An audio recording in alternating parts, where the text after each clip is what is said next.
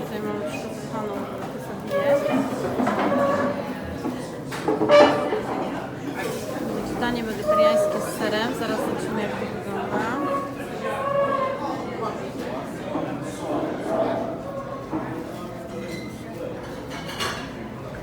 Tortilla dodana do tego i ser. Jakoś to ma być zawijane. I zapiekane. Dokładnie tak. Zapiekane.